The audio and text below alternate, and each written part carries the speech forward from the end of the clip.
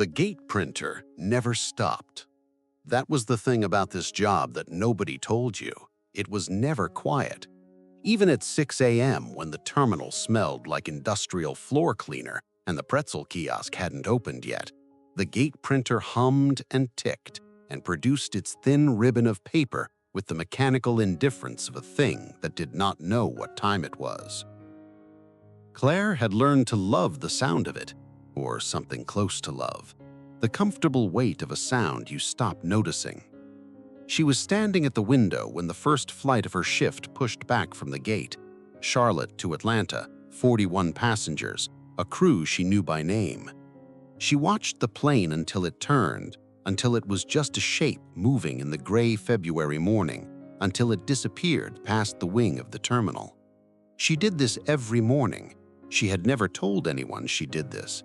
It was not the kind of thing she would have known how to explain. She turned back to the desk.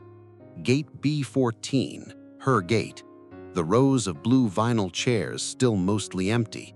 The television overhead running a news loop no one was watching.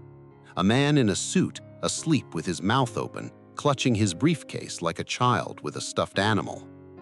She had been here 4 years. She had stopped counting the days somewhere in the second year, which she had learned was the sign that you were either settling in or giving up. She had not decided yet which one it was. She pulled up the morning's manifest on her screen.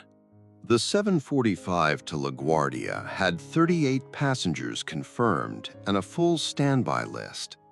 Claire scanned the names the way she had learned to, not reading them so much as feeling them, the rhythm of the list, whether anything was out of place. It was not a skill you could describe in a job interview. It was just something that happened after you'd stood at this desk long enough. She had a system for difficult passengers, not a policy, a system. She gave them a little more time at check-in. She spoke slightly slower than felt natural. She kept her hands still. Her supervisor had once told her she had a gift for it, and she had said thank you. And later in the break room, she had thought, a gift for managing people in airports. That was not what she had imagined for herself at 23. But she was good at it, genuinely good. And there was something in that, something she hadn't thrown away, even when other things had been taken or given away, or quietly packed into boxes and left on the curb of her old life. Her coffee sat at the corner of the desk. She'd forgotten it again. It had been sitting long enough that it smelled burnt, the particular bitterness of coffee that nobody was drinking. She took a sip anyway. The morning passengers began to arrive. Claire smiled at each of them with the specific warmth she kept for this. Not performed, but calibrated, the way you hold an umbrella at just the right angle. A family with 2 small boys, the younger one dragging a dinosaur backpack that was almost as big as he was. An elderly woman in a yellow cardigan who thanked Claire 3 times for checking her bag. A businessman who didn't look up from his phone. She handed boarding passes, answered questions, rerouted a man who had come to entirely the wrong gate and was only now realizing it. She did these things without effort.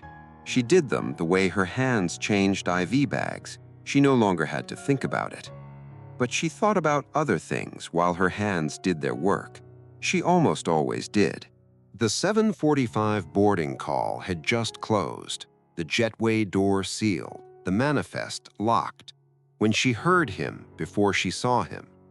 Not his voice, his footsteps, a particular rhythm that said, running but trying not to run. The specific pace of someone who knows they are too late but cannot make themselves stop. He came around the corner from the main corridor, a laptop bag over one shoulder and a yellow legal pad tucked under his arm, the top pages folded back over the spiral. He was tall, early 40s maybe. He had the look of a man who had recently decided something. Not that she would have known how to explain that either, but it was in the way he was moving, not frantic, settled somehow, even in a hurry. He stopped at her desk. He wasn't breathing hard, but he'd been running. LaGuardia, he said. Thomas Avery, I know. "Flight's closed," she said, not unkindly, just true. He nodded once, like he had already made peace with it. "When's the next one?" She pulled up the screen. This was the part most people hated, the part where she had to tell them. "There's a 2:15 with one seat available." She looked up. "That's the next direct. Anything earlier would connect through Atlanta and have you arriving later." He stood very still for a moment, processing. "What kept you?" she asked. She didn't always ask. She asked when something about a passenger made her want to. There was a woman near the entrance. She'd fallen near the sliding doors. She was trying to get up and the crowd was just going around her. He set his legal pad on the counter. "I couldn't just—" He stopped. "I missed the shuttle by 4 minutes." Claire looked at him for a moment. Then she looked back at her screen. "I can get you on the 2:15. You'll be in LaGuardia by 4:30. "That works." He reached for his wallet. "Is there somewhere quiet in this terminal? I have a lot of work to do." She thought for a moment. "End of the B concourse, past the Hudson News. There's a section with charging stations and it's almost always empty before noon. No food, but the coffee cart opens at 8. He looked at her. "Thank you, I mean that." "You're welcome." She held out the reprinted boarding pass. "Mr. Avery, your flight boards at 1:45 from this gate." He took the pass. His eyes went to her name badge. "Thank you, Claire." He walked away toward the end of the concourse. She watched him go for about 2 seconds longer than necessary. He remembered the gate. He wasn't even sure his flight had been from this gate. She told herself it didn't mean anything. She was already looking down at the manifest for the next boarding. Her break wasn't until 9, but the gate went quiet at 8:20. No departures until 10:15, one of those pockets in the morning schedule that felt like a held breath. She asked Marcus at gate B12 to keep an eye on her desk and walked to the end of the concourse to get a cup of coffee that wasn't burnt. She knew she was going to the coffee cart. She was aware of the other things she was doing at the same time. She was aware that she was aware of it. He was exactly where she'd told him to be, tucked into the far corner of the charging station section, laptop open, the yellow legal pad beside it, his pen moving in quick, decisive strokes. His jacket was folded over the arm of the chair beside him. He had his sleeves rolled up. She got her coffee. She stood for a moment, considering the rows of empty seating. The charging outlet was near his corner. That was just practical. She sat 2 seats away, facing the window, and opened the book she'd been carrying in her apron pocket for 3 weeks and had read 11 pages of. He didn't look up for 3 minutes. She was not counting. "Charlotte to New York," he said without looking up. "You must see that run 100 times a day." "About 30, she said, depending on delays." "Do they all end up like mine?" "Most of the ones that don't make it had a reason. Most of the reasons are better than they think they are." She turned a page she hadn't actually read. "The elderly woman is okay, in case you were wondering. I saw the paramedics with her. She was already arguing with them about whether she needed help." He looked up then. There it was, that thing she hadn't been able to name since he walked around the corner. Something very quiet happening behind his eyes, like a light in a window you almost miss. Thank you for telling me that." She nodded. She looked back at her book. She did not read a single word of it. The second conversation happened at 10:40, when she came back from her gate for a water bottle she'd left in the seating section. She hadn't left a water bottle. She knew she hadn't left a water bottle. He was eating a sandwich from the cart and reading something on his phone that was clearly frustrating him. The legal pad had more writing on it now. She caught a glimpse of it as she passed, not the words, just the density of the handwriting. Someone working something out. "How's the work?" she asked, not stopping exactly, pausing. Honestly, he set down his phone. I keep writing the same paragraph. I've written it 4 times. What's the paragraph about? He looked at her for a moment, like he was deciding something. It's a letter, a formal one, to people I've worked with for a long time. Resigning? He didn't answer right away. Something like that. He looked at the legal pad. You'd think 12 years of law would make it easier to write the thing clearly. 12 years of law might be exactly what makes it harder. She shifted her water bottle, the one she had evidently come to retrieve, to her other hand. You're trying to be precise, but what you actually need to say isn't precise. He was quiet for a moment. That's exactly it, he said. That's the most accurate thing anyone has said to me in about 6 months. She felt something move in her chest. She held it still. I have to get back to my gate. She gestured down the concourse. Of course. He picked up his pen. Thank you, Claire, again. She walked back to B14. She thought about his handwriting for longer than she would have wanted to admit. The way it changed direction mid-line, like someone arguing with themselves in real time. At 12:15, her lunch break took her back to the B concourse coffee cart for the second time in a morning. She had eaten a granola bar at her desk and told herself it was enough. It was not enough. He saw her coming. She was fairly certain he saw her coming because he moved his jacket off the seat beside him. Not the seat beside him exactly, the seat one over. A deliberate inch of distance that was somehow the most considerately readable thing she'd seen all week. She sat. She had a sandwich this time. She had the book. Charlotte to LaGuardia, direct, he said after a minute. I grew up here, Charlotte. She looked up. I've been in New York for 12 years. He turned the legal pad face down. But my mother is here. She's been having some health things, and I realized somewhere in the fall that I'd been planning to come back for about 3 years, and I just kept not doing it. What made you finally do it? She called me on a Tuesday night and left a voicemail, just to talk, nothing wrong. And I called her back 4 days later.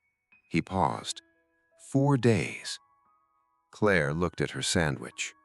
So you're not just passing through, she said. No.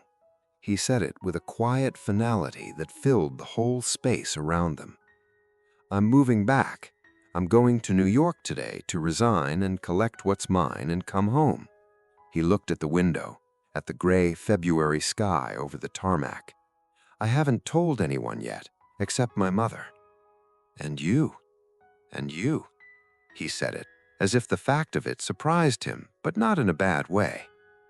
She thought about Charlotte, about what it meant to be in a place you hadn't exactly chosen, and then one day to realize you were staying.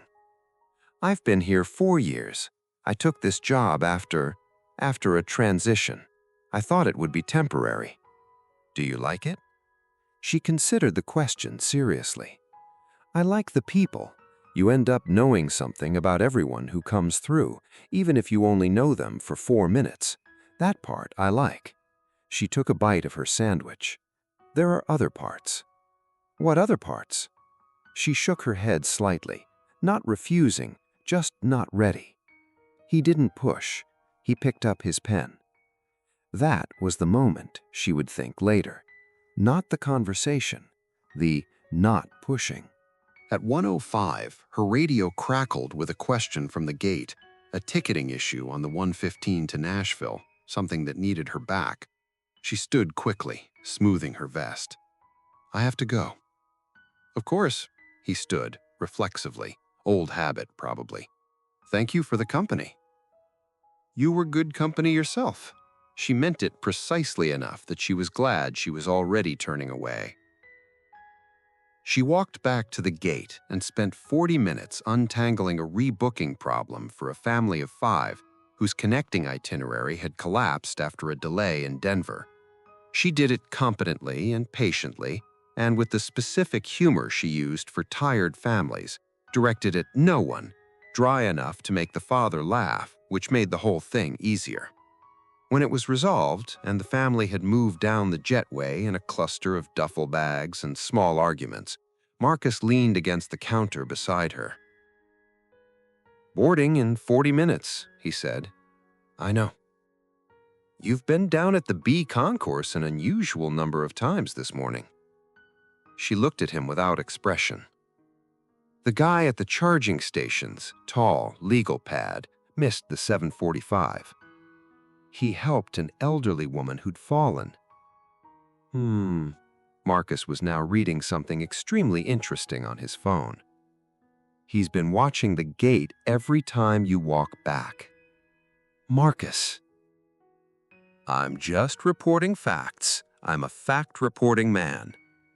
He pushed off the counter and walked back to B12, and she could tell from the way his shoulders were moving that he was trying not to laugh.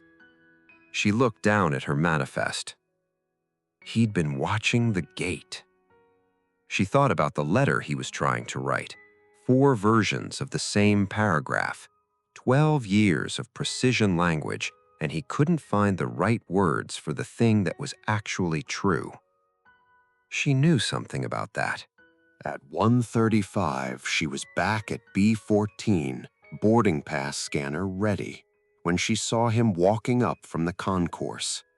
He'd packed up everything, laptop bag, the legal pad still tucked under his arm. He'd put his jacket back on. There were already 8 passengers in line. She began scanning. When he reached her, he had his boarding pass ready. He held it out. She took it, scanned it, handed it back. "Did you finish the letter?" she asked. "No." He took the pass. He looked at her. "I keep getting interrupted." It was a very small smile, but it was there. She felt the warmth of it land somewhere she hadn't been warm in a long time, and she didn't know what to do with that, so she looked at the scanner and called the next passenger. He moved toward the jetway. She was scanning a woman with a wheeled carry-on when she heard, offhandedly, the woman in front of her tell her travel companion, "Just think, I always liked the idea of law school. Never did it." It was not about her. It was about a stranger on her way to New York. It meant nothing. But her hands stopped on the scanner for just a fraction of a second. The other thing she hadn't said, the other parts. She had applied to law school. She was 25 and in love, and she had been accepted, not to a dream school, but a real one, an accredited program in Charlotte that she had researched for 8 months. Her then husband had been offered a position in San Francisco. She had withdrawn her application on a Saturday morning, sitting at their kitchen table, and he had said, "You can reapply," and she never had. And they had divorced 3 years later anyway.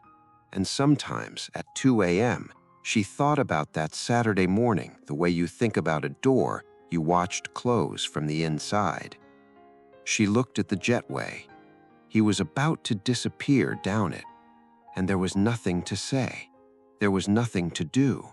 He was a man she had spoken to 3 times across 6 hours in an airport, and now he was going home to resign from his life, and she was standing at gate D14 doing hers.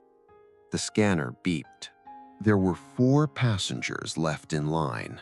She was scanning them. She was professional. She was doing her job with the steady competence that went unnoticed in busy airports, and she was not going to call after a stranger in a jetway because that was not who she was, and because what would she even say? He was not in the jetway. He was standing just to the side of the door, the boarding pass still in his hand, facing her. She finished scanning the 4th passenger. The line was empty. The jetway door was open behind him. He had 90 seconds, maybe less, before the agent at the end would call up. He walked back to the desk, not urgently, deliberately. He set the legal pad on the counter, tore off the top sheet, the the one that was covered in 4 versions of a paragraph he couldn't finish, and turned it over. He wrote something quickly on the back. Then he reached into his jacket pocket and pulled out a business card. He placed the business card on the piece of torn legal paper and slid both of them across the counter to her. "I'm going to be in Charlotte in 3 weeks," he said. His voice was quiet and even. "I'd like to have a conversation that isn't 6 hours long." She looked at the card. She looked at the paper. On it, in the same handwriting she'd glimpsed earlier, the kind that changed direction mid-line, he'd written 4 words: "Tell me the other parts." She looked up at him. There was no performance in his face, just a man who had learned, finally, after 12 years of being precise about things that didn't matter, to say the quiet thing out loud. "You're going to miss another flight," she said. "I know." He picked up his laptop bag. "Worth it." He turned and walked into the jetway. She closed the door 14 seconds later. She stood at the counter with the card and the torn piece of legal paper, and she did not move for a long moment. The gate printer hummed. The TV overhead was running its loop. Gate B14, the same as always. She held the paper. "Tell me the other parts." She thought about the Saturday morning at the kitchen table, the door closing, the way she had packed that version of herself into something small and quiet, and told herself she would come back to it later, and later had never come. She thought about a man who had taken 4 days to call his mother back, and had not waited another day once he understood what that meant. She walked to the window, her window, the one she came to between passengers, the one she'd stood at this morning, watching the Atlanta flight push back into the gray. She stood there, and she let herself want the thing she had stopped wanting, just for a moment, just enough to know it was still there. 3 weeks later, he was back. Not at gate B14. He texted ahead this time, which meant she knew he was coming, which meant she spent the whole morning telling herself it wasn't a big deal, which Marcus observed with the expression of a man who was being extremely professional about not saying anything. He met her after her shift. They went to a restaurant near the airport that she had driven past 100 times and never gone into. Their first real dinner lasted 4 hours. He told her about the letter, the final version, the one that had found its words on the plane going up and had been the easiest paragraph he'd ever written. She told him about the Saturday morning, about the application she had withdrawn, about the door. He listened the way he had listened at the charging station, completely, without filling the space before she was done. "You should go," he said. "It's been 10 years. "I know." He refilled her water. "Law school was 10 years ago. Law school is still there." She looked at him for a long moment. He wasn't telling her what she should want. He was telling her what he could already see that she wanted, had always wanted, had been too careful to want again. "You just moved back," she said. "You barely know anyone." "I know you." He said it simply. "That's a good start." A year later, Claire was enrolled in evening law school, the same program, still accredited, still in Charlotte. She sat in the back row on the first night with a yellow legal pad she had bought for no reason she could name, and she thought about a gate printer and a man who had missed a flight to stop and help someone who had fallen, and she thought, everything is downstream of that one moment, and that one moment was downstream of all the others, all the way back.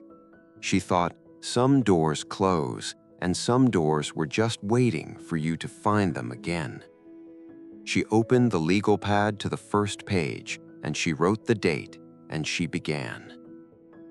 And somewhere across town, Thomas Avery was unpacking the last of his boxes in a house that had a small study off the kitchen, and he was setting up a practice that would serve the kinds of people his old firm had never had time for, and he was close enough to his mother that he could have dinner with her on a Tuesday without planning it, and he was learning what it felt like to live inside his own life instead of alongside it.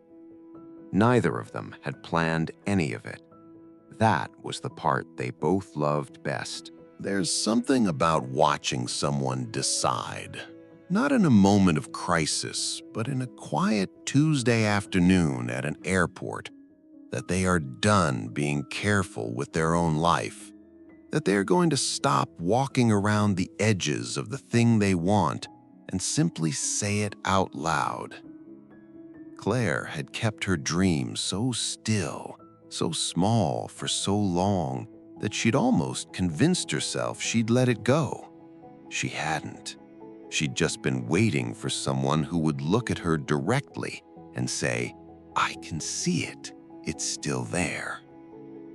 If you've ever set something aside for someone else's life and found yourself thinking about it again, we'd love to know. What did you set aside? Did you ever go back for it?